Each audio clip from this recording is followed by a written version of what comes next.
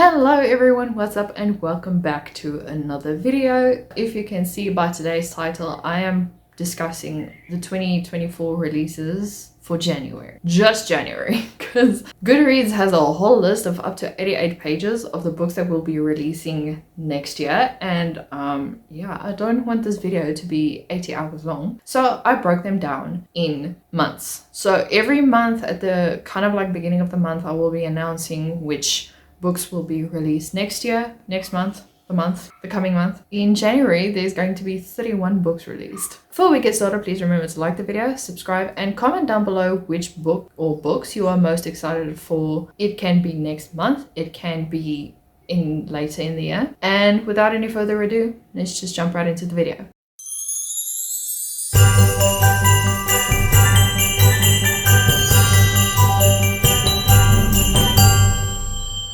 So looking at the list on Goodreads, there are 3 books that I'm most excited for. The first one is the 3rd book in the Crescent City series, which is House of Flame and Shadow by Sarah J. Maas. So without doing any spoilers or without discussing any spoilers, this is basically about Bryce Quinlan, whose best friend is murdered in unknown circumstances, and all investigations point to this one person who just got out on bail, would you say, from prison. So they rearrest him, because apparently he had like a gripe against Bryce's best friend. And a year later, while this man is still in prison, the killings start up again. And now Bryce is paired with an archangel called Hunt Athalor, and they have to investigate the weird disturbances and the weird murders that are happening. It's very thick books, so I'm not going to give everything away, but just know it's high stakes, it's urban fantasy, and it is enjoyable. I think everyone who has been reading Sarah J. Maas's books is highly anticipating the 3rd release, and it's coming out at the end of next month. The 2nd book I'm most excited for is The Atlas Complex by Olivia Blake, and this is the 3rd book and maybe the final one in the Atlas 6 series. And this basically follows 6 very smart people with magic. That sounds so bad, but we follow them and how they are selected to be students at the Alexandra Library, and how one of them will have to end up being killed because there's only 5 places in this establishment, and what transpires into them becoming only 5 is chaotic. There's so much drama in there, and I really enjoyed it. So the 2nd book was also a whirlwind of things, so I'm very curious to see how the next one is. The 3rd and final book that I'm most excited for is So Let Them Burn by Camilla Cole, and this is a Jamaican inspired goddess type of fantasy in which the heroine has to choose between saving her sister or letting the world burn. And I mean, the cover on its own is just gripping me, so I'm really curious to see how this one goes.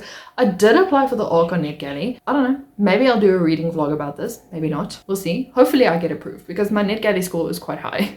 And now we jump into the books that I didn't know about until Goodreads popped it up, and the next one is Baby One More Time, I think, yes, by Camilla Eiley. And this is about a highly successful woman in the fintech or at a fintech company, and she just launched her new app on the sideline, but the biggest thing she wants now is a baby. But it is unfortunately very hard to make a baby when the person you love just dumped you out of nowhere. So I'm laughing because it's weird. For plot progress, this is weird, I mean, but anyway, whatever. And then enter Dr. John Rakes, who is a professional in the neonatal career in LA, and I believe, and basically these two spark up a romance, and I think they just make their wildest dreams come true for each other. So I didn't apply for an ARC for this because I'll read it if I read it, if I don't read it. If it's part of the book club pick, then sure, but otherwise I'm not gonna force myself to read. The next book is Sadie and the Bad Boy Billionaire by Emma Sinclair. Not a lot is said about this, but it looks like 3 standalone series of 3 sisters who are renovating a house, and I believe each one falls in love with a bad boy, or this is only Sadie's part. I could be wrong. Also, really not a book that I'd be interested in. But you know, each to his own. The next one is The Price You Pay by Jim Fuseli. It sounds very South African for some apparent reason. Okay, but this is basically, it sounds like a crime novel where in the 1970s crime is high and coercion is high and everything bad is just high. And then this one character is shoved in the middle of this crime syndicate by his father, who is a policeman. And when the murder occurs of a black taxi driver or bus driver, everything points to the wrong type of people. And now the investigations really heat up and it's just a high stakes kind of book. My bad, it's a thriller. So I don't know, it sounds crime novel-y, but I think crimes can also be thrillers. So, you know. Right now, when seeing this, the cover's not available, so I don't know. It just doesn't look interesting when there's just this grey blob in front of you. But I don't know, maybe some people know the author and would enjoy the author's writing. The next book is A Fragile Enchantment by Alison Soft. And the first time I saw this cover, I was like, oh, this is anime, or this is going to be a comic. Although I don't enjoy them as much, I just can't find them anywhere, and sometimes they are a lot more expensive than I bargain for. I don't read them a lot. But then going into the description of this, I was like, oh, I'm really intrigued by this. So basically we get our main character, our female main character, and she has to make the dress for the bride of this up and coming super big wedding. It's a fantasy, by the way. And then rumors start to fly that she is kind of hooking up with the groom before the wedding. Yeah, scandalous. How dare she? So I'm downplaying it, but that's actually bad. Don't cheat. Anyway, so yeah, it does look interesting. I don't know. We'll see. We'll see if it goes well. The next book is Love Naturally by Sophie Sullivan, and this is about a girl who hates camping. Like, no way, Jose, I'm not camping. There's bugs, there's insects, there's everything. So no, she's a connoisseur in hotels, so obviously camping is really not her forte.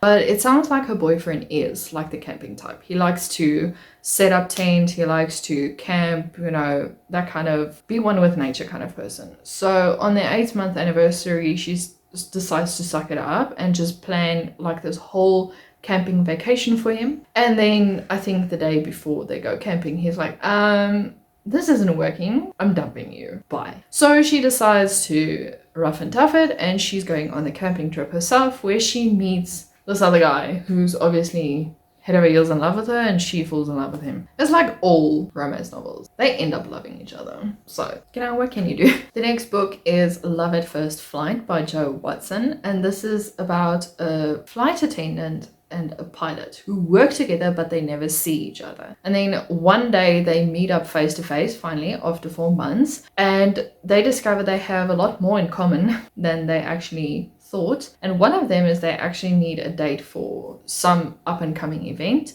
So I think they decide to fake date it and end up liking each other a lot more than they thought. So yeah, fake dating trope all the way. Hopefully there's no miscommunication trope in here. The next book is Arya Khanna's Bollywood Moment by Arushi Avachat, and this is a debut novel by this author, and it's basically about a teenage girl whose life turns into a Bollywood movie, or takes a Bollywood spin on it when her sister gets engaged. Now, I don't know any further than that. It could be that she falls in love with her sister's fiance, and everything goes bad to worse. Or it could be that she needs a fake date and to the wedding. So, you know, choose your slice. I don't know. We're going with whatever there is. The next book looks awesome as hell, and it's The Principle of Moments by Esme Jakimi Pearson. I hope I'm saying that right. I'm sorry if I butcher it. This looks like it's a mix between fantasy and the Regency era. So it jumps between 60, like 60, okay, let me just put it out there, and 1818. The blurb says it has like a spin on V.E. Schwab's Shades of Magic, so it kind of has that impression on me as well because of the cover, and as well as N.K. Jemison's other books. I can't remember what it is. Oh, just N.K. Jemison's writing, like it's a mix of those two. That's all I need to know. If a book says it's jumping between timelines, I'm up for it. It's basically about a love affair between a time traveler and a prince who's waiting for him. I don't know. Make of that what you will. It just looks so good. The next is a historical fiction called Diva by Daisy Goodwin, and this book follows the scandalous affair between an opera singer and the all-time richest man in the world. I don't know what time frame. Just, yeah, look out for this one. The next book is The Heiress by Rachel Hawkins, and this is about women, like not a highly acclaimed woman, but she's super famous because of the things that happened around her during her time. She was kidnapped once and found, and then eventually she has like this 9-digit estate, and unfortunately she dies, and then she leaves everything for her adopted son. But the son ends up not wanting like any of this, so he just says, I'm not interested in the wealth and the fame and the everything. I'm going to live a normal life and marry this woman who is trying to run away from her past, and her name is Jules. And then 10 years later, Cam, the son, or the adoptive son is summoned back to the McTavish house, because that was the woman's surname. It was McTavish. Forgot to mention that. And even though this place is beautiful, it also reminds him of the fact that why he left this estate for an ordinary life. But his wife, on the other hand, feels like he should have all this money. She feels like everything that is there should be his, and he should just embrace what his mother always wanted for him. But you know, as time goes on, secrets are revealed and people are questioning whether Ruby, the mother, was actually who she says she was, basically. And this just unravels a whole mess of who should be earning the house, who should be earning the money, who should be just inheriting everything in this house. The next contemporary romance is The Getaway List by Emma Lord, and this is about a girl who just finished high school, and she realizes while she was trying to be the good kid for her mother, she doesn't really know who she is. So she decides to trek all the way to New York for the summer and start rekindling her relationship with her long high school friend Tom, who was like the co-author of The Getaway List, which is a list basically of all the adventurous things they plan to do throughout the years. But Tom is also battling with his own demons and his own drama because his mom's famous screenwriting script or whatever pulled him away from her. So there is a whole list of things to uncover. And Riley, our main character, is scared that the relationship between them is not going to be as easy as she thought. But once they get to New York, they fall into this old bickering self, and I believe they just end up falling in love. The next one is The Pitch by Martina Dale. I don't know what this is about. There's not much information on it. All I know is it's the third book in the Blackmore Brothers series, and it kind of looks dark romancy or like mafia romancy type. So I don't know. If you've read from this author, please let me know down below. The next book is Expanded Roster by Amy Rifkin, and I don't know, this was a very weird intro to the book, but it's a why choose between two members of a basketball team. One is the female main character's stepbrother, who's nasty, like he's just mean. And another guy, which I don't know. I don't tend to read these kind of books, so yeah, looks interesting. I don't know. If you like these, I hope you enjoy this one. The next book is Cupid's Revenge by Webke Brueggemann. Surname is unclear. But this is basically great for the fans of Alice Oseman as well as Casey McQuiston. And it is basically about a girl who is trying to fall in love. She has this plan to fall in love, but she never had a plan to fall in love with her best friend Teddy's, how can I say this? The person he's crushing on. And before she knows it, you know, she's falling in love with this girl, and unfortunately she doesn't want to tell this girl that she has feelings for her because she doesn't want to hurt her best friend Teddy's feelings because of the heartbreak he has endured throughout the years. So I believe, you know, she just lets it go, but it's like an all-consuming thing and it hurts her feelings, and eventually she tells the girl that she loves her. The next book is Evading Darkness by K.M. Baker. Yes. And this looks like another white shoes about a woman who goes to a place and she falls in love with the nature and everything around her. And then I don't know what happens, the blurb is unclear, but she basically becomes controlled by three men. And these three brothers while they're trying to use her to get revenge on her father, she has revenge plans of her own. Then we get Come and Get It by Kylie Reid, and this is about a girl who wants to make it big just after graduating from the University of Arkansas, but she is roped in by this very charming professor with an opportunity of a lifetime that she cannot resist, and it turns out that things are not always what they seem, and she is roped in dorm pranks and just horrible messes that she can't get out of. I might read this, even though I wouldn't have by this cover alone, but it really does sound amazing. Then we get The Invocations by Crystal Sutherland. Yes. Basically, it's about a group of occult witches who are seeking revenge for the women who have been killed before in like very vengeful, dark murders like robberies and assault cases and all of that. It does look like a very dark book, but it also does look very interesting. I don't know, I'm very offish with these kinds of books, not in a bad way. It's just that I don't want to be reminded how dark the world is. Like fantasy, I can understand, but these kind of books, I don't know, they invoke emotions in me that are very, how can I say, they prod where they're not supposed to prod, you know? The next book is Wonder in the Dark by Jamato Emil, and I gotta say, this book really sounds interesting. This is about two brothers who are trying to solve the case of a murdered girl in their school, and they come together after one of them is seen running away from the scene of the crime. That's all you need to know of a thriller. If I know less about a thriller, that's great. So rope me in, because that one sounds good. Now there's one book in here that I didn't mention because it's German, and I think a lot of people won't be reading it, but for those of the German people, this is the book. I am not going to try to pronounce it because my German is so rusty. But anyway, let's just jump to the next one. The next book is The Colliding Worlds of Mina Lee by Ellen O, and this is about a girl who writes comics, you know, for fun, but she ends up falling in one of her comics, and the only way she can get out is by getting the help of one of the cute guys in the comic. I don't know, it's very unclear because I think she would know this person. So asking him for help and asking him how to get out of the comic is pretty random. But anyway, she's also hunted down by a villainous corporation that is inspired by Aha's Take on Me. I don't know, that just sounds wild as hell, and I think it's going to be pretty entertaining.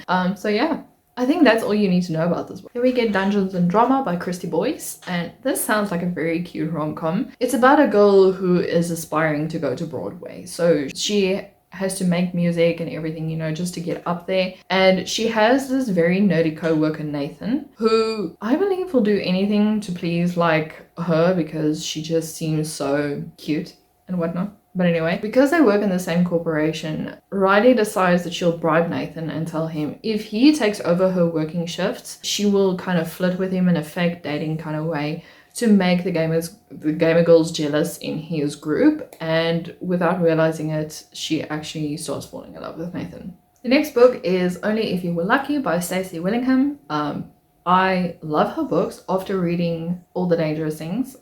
So I'll probably read this book as well. This is basically about a girl, Lucy, I almost said school. Why? I don't know. So Lucy Sharp is like spontaneous kind of person. She is the life of the party, you know, that kind of thing. So she singles out like this very quiet kind of girl at the end of the year in like a university. And this girl's name is Margot. And Margot, being like this person who doesn't do a lot of daring stuff, she's strict to the point, not strict to the point, she follows all the rules and stuff. She doesn't know why Lucy singled her out, but you know, it's fine. So she lives in a dorm with Lucy, herself, and 3 other girls. And while she's slowly starting to come out of her shell, one of the guys in another dorm on the opposite side, I believe, is killed, and Lucy is nowhere to be found. The next book is One of the Good Guys by Maureen Hall, and this is basically about a guy who moves into like a half secluded area because he and his wife had like a failed marriage, so he's leaving